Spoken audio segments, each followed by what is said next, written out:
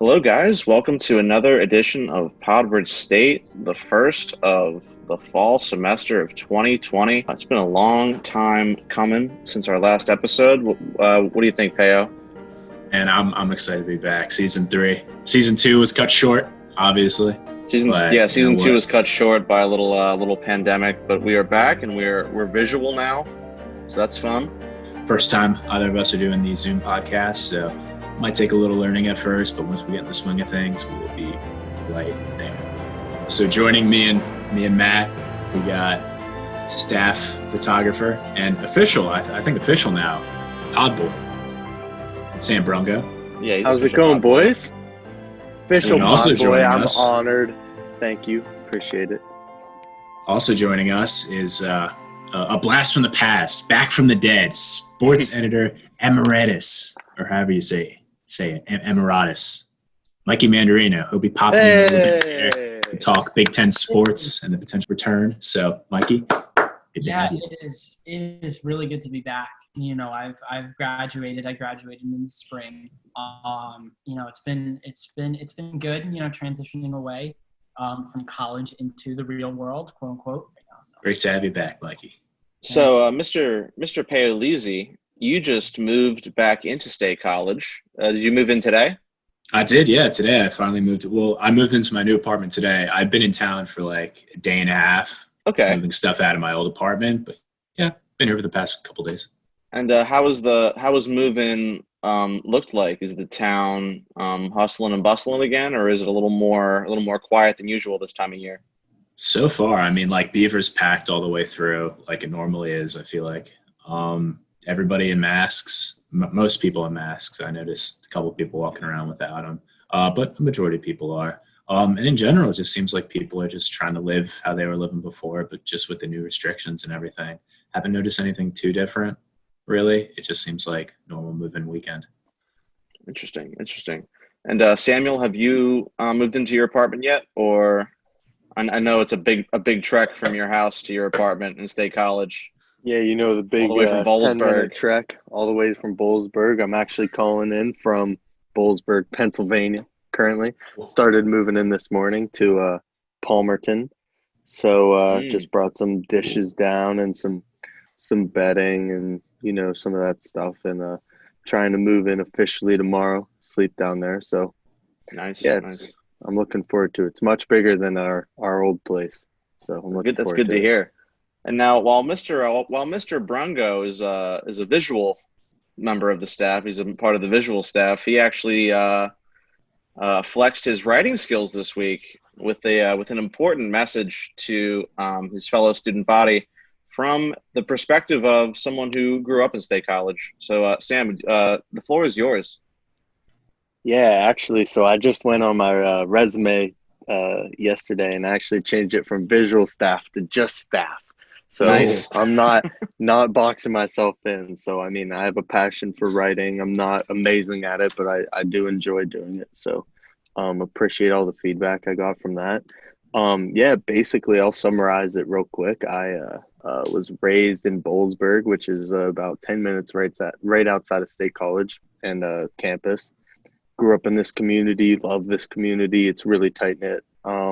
But basically in my article, I talked about this conflict and this dilemma that I've been having. And it's kind of like from a student perspective, as a Penn State student and as a academic, I need to be on campus and I need to be in person because I need that interaction. I don't thrive in an online learning curriculum but as a member of this community, it scares me to have people coming in and the scene that we saw the other day with those kids out, the freshmen. I just called them kids, make me sound like an old boomer.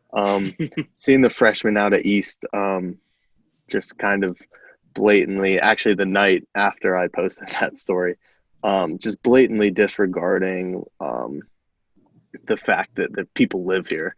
There's about 40,000 people who live in this town, and it's while someone may come here and say, hey, I'm going to go out and I'm going to party and I'm not going to wear a mask and this is going to be my little oasis. Then I'm going to go back up to upstate New York or right outside Philly or wherever, and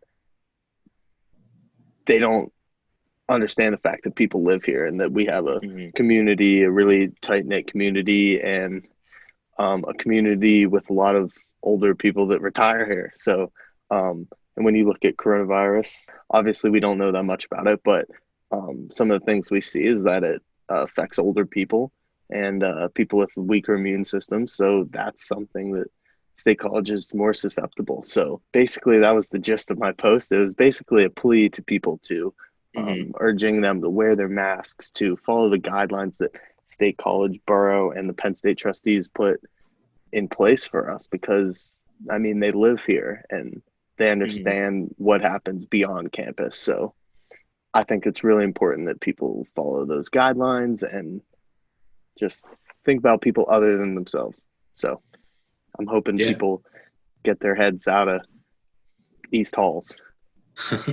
Yeah, I feel like you bring up that great point, Sam. Just sort of like the town and gown relationship, I feel like has always been very touch and go, very complicated in this area.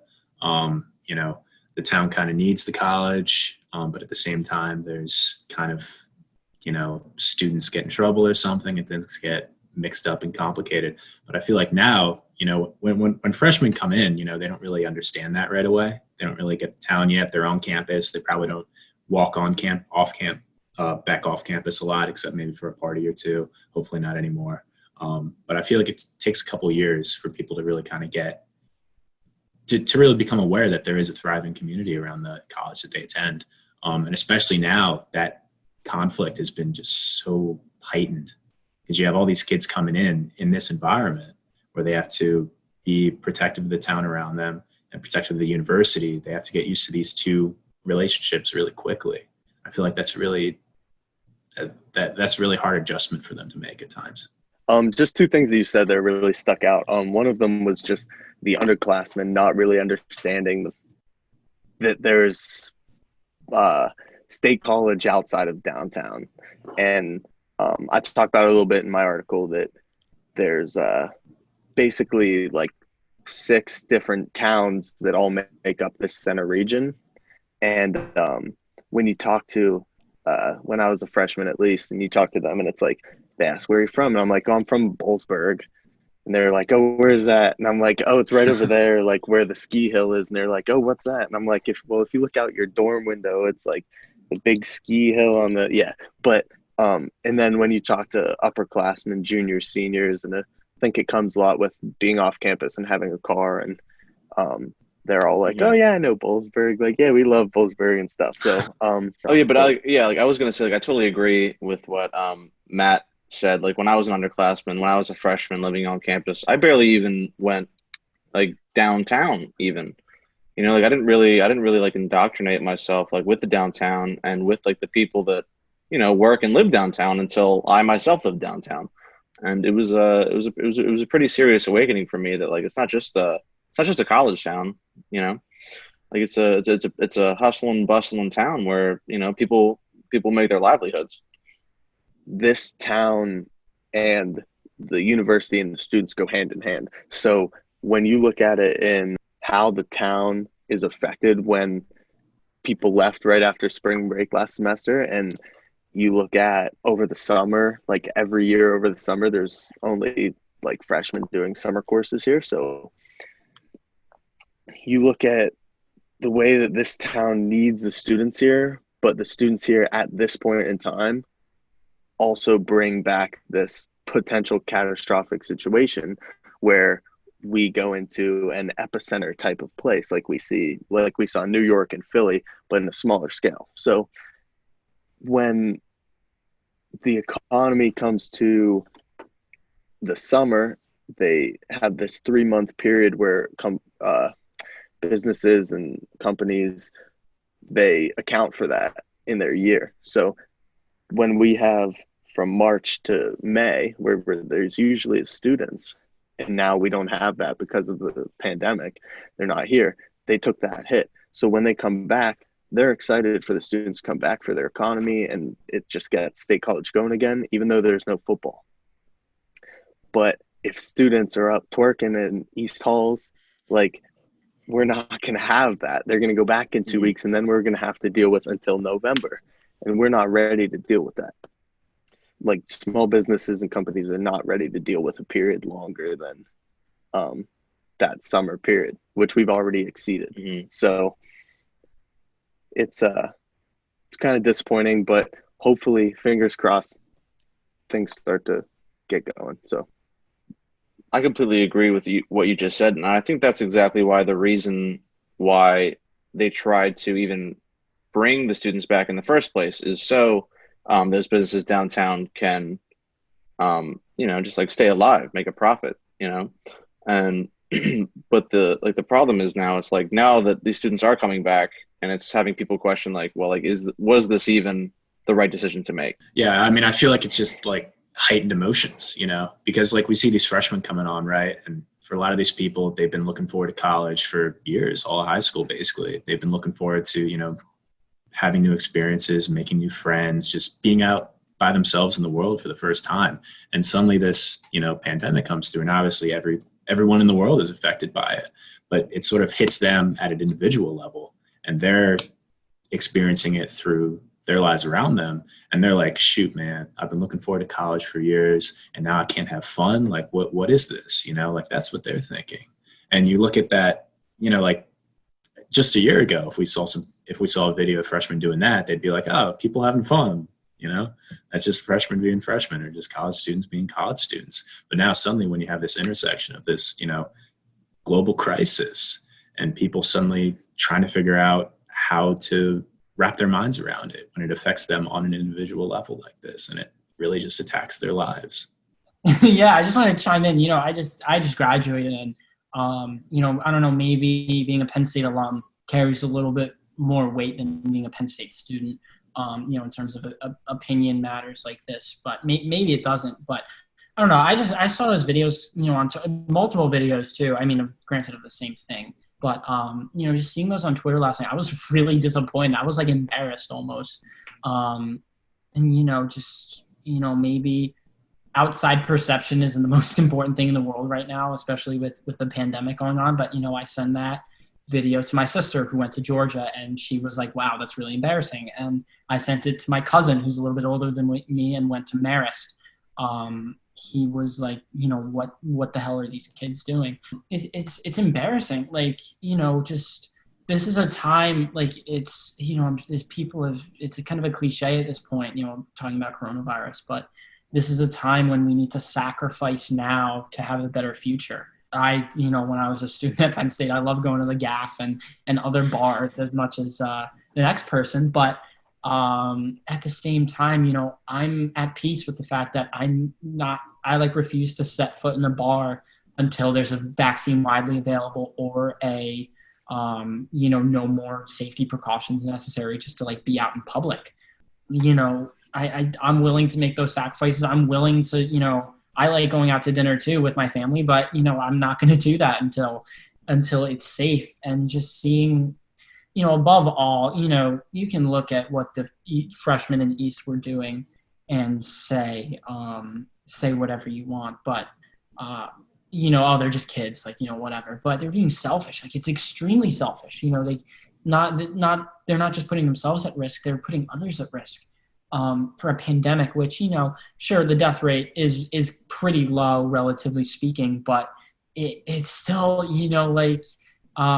it's bad. It just ruins some people. I know a fellow Penn State alum, actually, I know who got it. A friend of mine named Nader, perfectly healthy. He'd play beer league soccer or men's league soccer, whatever. A couple times a week, he got coronavirus, and when he was in the hospital, he had to pick between, he described it as having to pick between breathing and speaking. So like when he was like at his worst, like he would barely be able to breathe without feeling exhausted. And, he recovered. He's okay now and stuff, but, he's definitely out of shape. Like, he's definitely completely out of shape now. And it's just, I was disappointed by the selfishness of these students. And, I hope that, the students can be more mature going forward. I kind of feel like I'm like preaching from like the rooftops, like kind of like, like get off my lawn. Like I feel old like saying this, but it was really disappointing to see. It was really disappointing. Like, and if we look at like other schools that have that have gone back to school like a week or two ago, like like UNC Wilmington, like they shut down after what, 2 days? And I think Michigan State also shut down. And like if we see what other schools are doing that have started before us, like it's kind of hard to be optimistic about a full in-person normal semester. And I think that's why these students are running into troubles, because like they just got back from an entire half semester in the spring, an entire summer of being pretty much locked down. And like I think in their heads they're coming back to school and just they want to just get back to normal and just like have a normal semester. But even if it is in person, like I don't think that's really entirely feasible. And we're seeing that with these these 18 to 21-year-olds not really following the guidelines. To me, at least, solution seems simple. It's like, maybe don't have that big apartment party. Maybe just have 5 friends, circled around, socially distanced, if you want to have fun like that. But again, it's these kids coming in, like you said, Matt, just wanting to have that college experience, not wanting to let it go, unable to kind of like process this sort of global crisis that's occurring. And, I think we all need to come together as a student community and just, reckon with that a bit and kind of be realistic and realize, okay, these are complicated times, and this is the environment we're in. And if we want things to be better, if we want to be in person this full semester, which now it seems up in the air, but hopefully we do, and hopefully we can come together. But it comes to us as a student community being able to be like, okay, we do need to take this seriously. It's time to stop joking around. I don't want to take away from the fact of what the freshmen did, but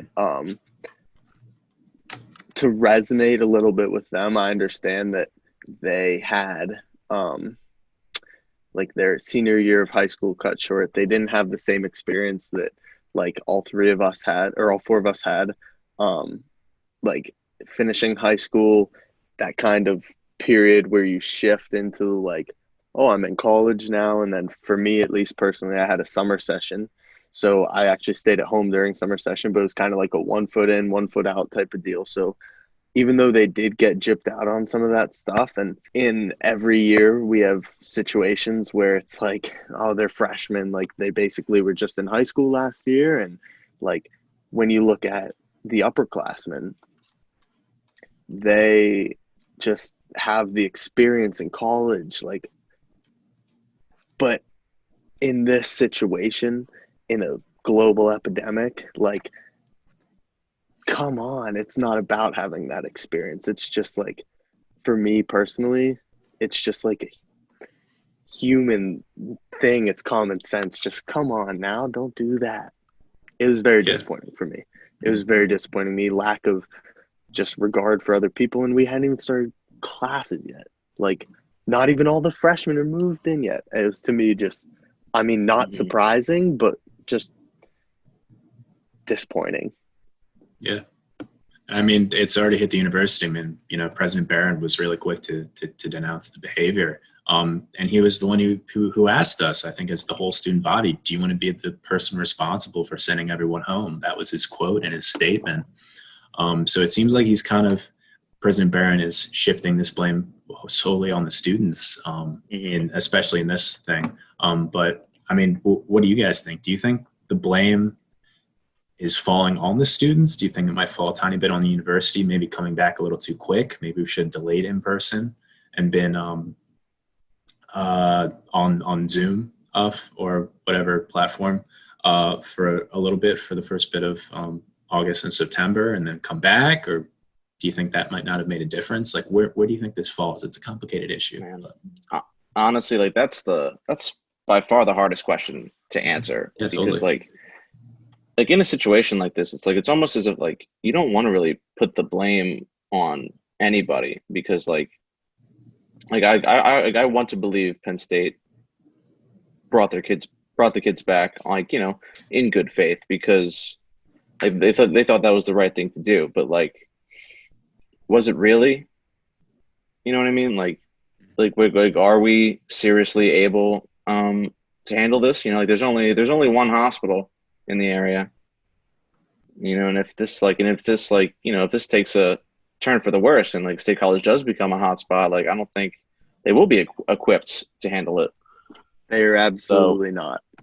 And that's where we go back to the question, like, like who do we place blame on? Like the school or the students? And like I don't think it's essentially fair to place blame on the students because like, who really anticipated this, a bunch of 40,000 18 to 22-year-olds, actually, follow orders and fall in line. It's a hard ask. From the university, maybe like, what could the university do? I mean, it seems like all the stuff classes, like all the stuff they put in, seems, it's like, yeah, that's what you do. You have socially distanced classrooms, people wearing masks. The plan seems there. But like you can control everything on campus in the classroom, but when it comes to off campus or even like trying to control on campus student housing, like how can you corral 40,000 students to all go along with this one plan? Like, obviously, you're going to have the kids who are like, I don't care. I just want to play beer pong and go to my favorite frat or whatever. Like, you're always going to have those kids like that. And those kids are the ones, those, I don't know, couple hundred kids might be the ones that ruin it for all 40,000, What do you think, Sam, as a local? You said earlier, you shouldn't expect 18 to 22-year-olds to comply, or like you shouldn't expect them to come back and it be perfect. And I agree with you. Nothing's going to be perfect, but for me, this first weekend, at least, and we haven't even gotten there yet, it's still Thursday, for all of those freshmen should act as a sobering weekend. Like it should be like a sobering experience for them. Like oh shit, I was on like CNN, I think it was on CNN or NBC News or something. Like you can't have that. And like I said earlier, it's a complicated issue just because, thinking optimistically, I want to think that the university did it out of the best interest of the students. I want to think of it that they wanted the students to have that in-person, like that academic relationship that you need with your peers and with your professors. And I want to think that they did it in the best interests of our community, economically speaking, just to bring some life back to this community that has been dark for last couple months. I have a friend that we've had this conversation many times. Their stance is, if there's no football, what's the point of them coming back? And my thing is, I understand that. Like, I understand that football brings in a lot of money. Football, if they can't play football, why should 40,000 people be here? But it's an institution. It's a academic place, and you got to try. And at this point, you can't shift completely to online. I think that it was a good plan to come back, at least to try it. And once this, like, if it turns into a epicenter, at least we tried. Like, I mean, it's a hard, that's the whole thing. It's like a big dilemma. Like, yeah, like I now don't even know how to, now that the students are actually back, it's like, okay, like you're here, we're here. Like now it's time to like, put the nose to the grindstone, fight this thing. Because like you don't want to roll over to the virus and just get sent home immediately. You want to actually like put that effort in. You got to try. And like, I think that if we are going to get sent home, at least we tried. And at least we tried, not only for the students here trying to further their education, but at least we tried for this town that needs students here. And from what I've seen, I've been downtown every day for the past 6 months. I've gone downtown, and I chatted with DeSanto about the Arts Fest, and that was kind of a crazy time. But so far, and I was personally not present during the East Twerk situation, but I've seen nothing but people wearing masks. So I'm going to look at this semester optimistically. Will we head back? Will this weekend be crazy and there will be parties and COVID? And is our town ready for that? No. Like, I don't know if our town's ready for that. Will all that stuff happen? Probably. But, I mean, time will tell. But I think that it was worth trying. Now we're going to move on to the other topic of discussion for our new season of the podcast. Penn State football will not be happening in the fall. It's kind of still weird to say it out loud and hear it, and that's why our good pal Mikey's here to break it all down. Mikey, what happened here? What went into the Big Ten's decision-making process? Why are they being criticized so much? Is that warranted, or is that just, people upset about kind of a crazy thing that's happened? There's just so much to unpack with the Big Ten deciding to cancel or postpone rather this football season. For the time being it's postponed, but I don't think personally, I think having football in the spring of 2021 and then the fall of 2021, I don't think that's feasible without delaying another season. But going back to the questions you asked, it's just, there's so much to unpack with this. It's because, there hasn't been a uniform piece of decision made by the NCAA. The NCAA didn't say, hey, all the Power Fives aren't playing or all the Power Fives are playing. It was left to the conferences.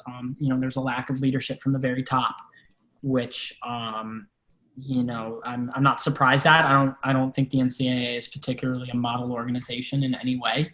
I'm really not surprised at. I see Sam laughing. He's muted there, but he liked that one. But no, I'm really not surprised that there was no leadership. And in the Big Ten, particularly, that's obviously pertinent to Penn State.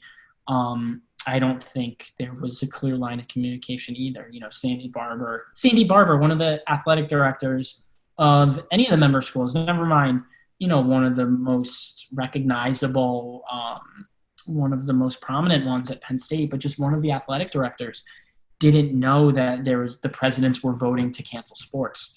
The communication was poor. Clearly, it doesn't take a genius to see that. But, as far as whether or not it was the right call, time will tell. The SEC, the ACC, they're going to try, and Big 12, I believe, as well, they're going to try and make football happen. They're going to try and do this year. Whether or not they do, I honestly don't know. It's too early to say whether or not the Big Ten made the right call or not. And, as far as what went into the decision, the Big Ten said, oh, it's out of safety. We need to be safe. With the pandemic going on, I don't think safety is a top reason why. I mean, obviously it is a reason why, keeping mass gatherings in stadiums from happening, I think that is a safe decision to make. But, with that in mind, I think there are two other reasons why football would get canceled in the Big Ten. The first one is it's not profitable to play football with no fans, which is, obviously you're losing a ton of money in ticket sales.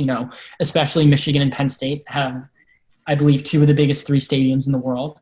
In terms of capacity, Michigan's is the biggest in North America and Penn State's is second. And I believe the biggest one is somewhere in Asia. I want to say it's in one of the Koreas, but I'm not sure. But anyway, that tangent can end now. It's not profitable to play in this condition. And, I think the second reason is because the players and the presidents of the Big Ten, the commissioner of the Big Ten, Kevin Warren, they can't collectively bargain. They can't negotiate because, of the NCAA's perception of student athletes. Especially, it's different from sport to sport. Like all three of you are familiar with the fact that, my sister was on the equestrian team at the University of Georgia. That's not a revenue sport at all, obviously. Equestrian doesn't bring in the big bucks for Georgia's athletic department. So, when you compare it, just, in a vacuum, the Georgia equestrian athletes get treated amazingly. They're outfitted with free clothes. They're fed, team meals. They get to travel for free to away meets, and they're treated well. But at the same time, football at Penn State or even at Georgia, just for the sake of this comparison, they're is a free education, free clothes, free food. Is that enough compensation for what these people do for the university? Which is, whether at Penn State especially, it's true. I've seen the numbers. Penn State's football program drives the bus of the athletic department's revenue. And I'm sure that's the same deal for most colleges that have big football programs. Right. But it's just I don't know. Like it just rubs me the wrong way. The idea of football players not having too much input into these decisions being made, because at the end of the day, who's being put at risk the most? The players. They're traveling. They're potentially going to places where they can contract the virus. They're not being insulated in a bubble. A bubble can't happen in college sports. That's one of the questions I was going to be asked later. I don't think a bubble is feasible in college sports because you can't. Because I don't know why the NCAA. Maybe it's not. No, it is the NCAA. The NCAA sticks to the amateurism label. I don't think you can, and that's their main reason not to. Let players have name likeness and image rights and not to get paid or anything. Not that I'm saying players should or shouldn't get paid. That's a different discussion. But you can't.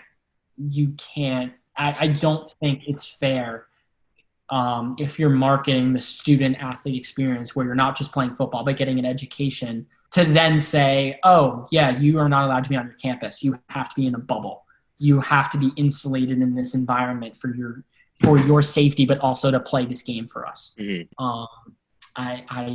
It's a tough situation. It really is. But, I think the Big Ten was cautious in their decision as well. Aside from the more cynical underlying motives to decide to cancel or postpone or whatever, I think it is out of caution. I think there is a degree, when they say safety in the press release, I think there is a little bit of validity to that. But I think the other two reasons I mentioned are, take priority over that.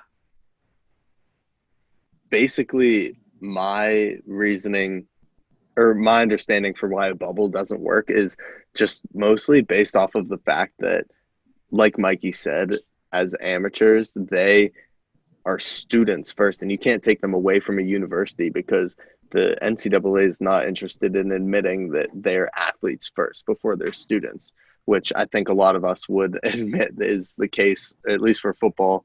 But if you take them out of the university and put them in a bubble, it just admits that they are more than just a student athlete and they're just an athlete to start off with.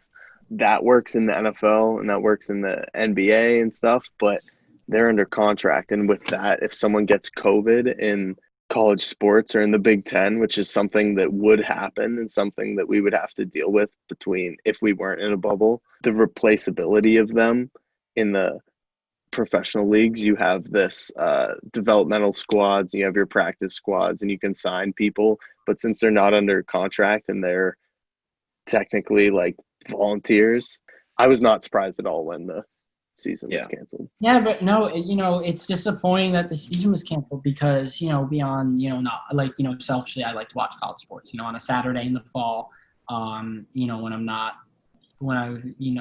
times when I was not covering Penn State football for Onward State, it would be weekends, I'd be taking a break from high school or middle school and just, I'd turn on ESPN at like 9 o'clock in the morning and watch College Game Day, get all excited, and then just sit in front of the TV and watch the games all day. But, for those selfish reasons, I'm upset. But then, this is devastating for downtown State College, downtown Athens, Georgia, downtown Norman, Oklahoma, downtown. I can list off a million different college towns in this country who are just going to miss out on so much because of this. And, most of it is down to revenue. They're going to lose so much money from this because people aren't traveling in flocks to State College. It's really disappointing. It's going to be devastating for some of these businesses. Like, these bars are packed on football weekends in State College, and it's going to be devastating for them. And like the consequences of no football are so far-reaching.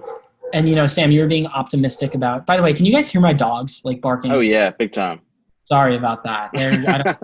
Yeah, they must have something outside. But people want to hear this. Some of these businesses might be closed. Like, there might not be, like, when Penn State reopens properly, whenever that is, or, whenever the first full college year is, when, Penn State is back, quote unquote, there might not be, as much as this pains me to say, there might not be a GAF. There might not be a first. So that's why, these people, these families that have owned these companies for however long, or these entities that own these companies, they may be devastated by this. And, back to the point that this podcast started with, it's about sacrificing now for a better future. Wear a mask, socially distance, don't party, don't fraternities, don't throw freaking ragers with without masks or anything. Don't throw them, period. But it's just that. It's just, I'm really concerned about, the future of a place like State College. What is it going to look like? Am I going to be able to go to the GAF again? I'm obviously okay with not going to the GAF,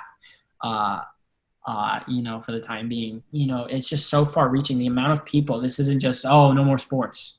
Sports are gone. Like, it's just, the jocks don't have their stupid game to watch. No, it's so much more than that. It's devastating to so many people. Particularly these business owners and stuff. And it's just really, really unfortunate. We need to do what we can to support them and get them back operating normally, or make the climate healthy enough for them to operate normally, as soon as we can. Mm-hmm. Mikey, thank you so much for coming back from retirement, the editor position in the sky. To come back to talk to us children about the state of college football right now. Of course, guys. No, it's a pleasure to come back. Onward State did a lot for me when I was in college. It's all love from my end. We love you, Mikey.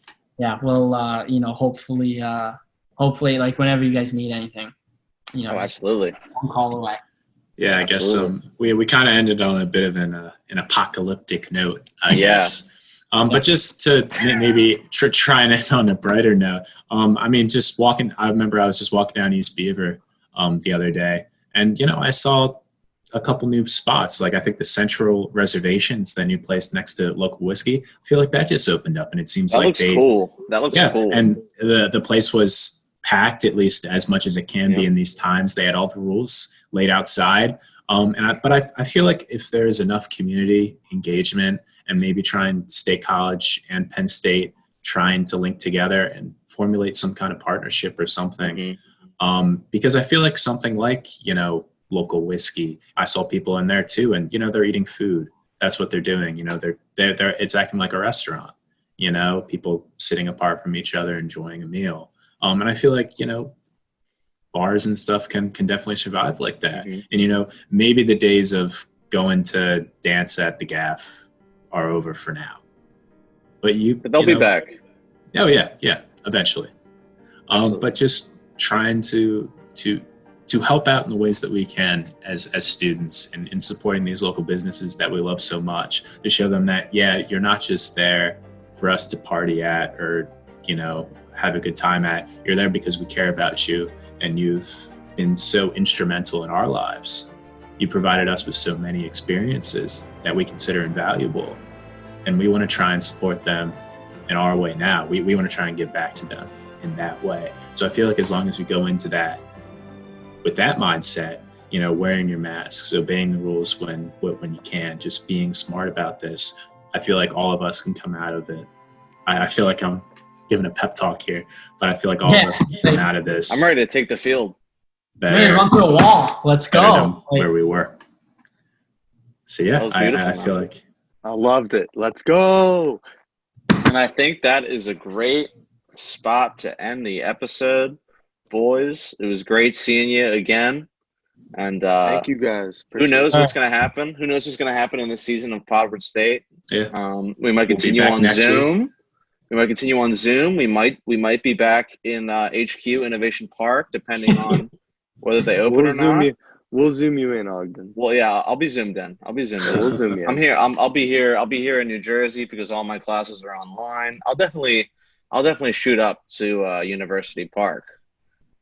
Multiple times, but Let's go. yeah.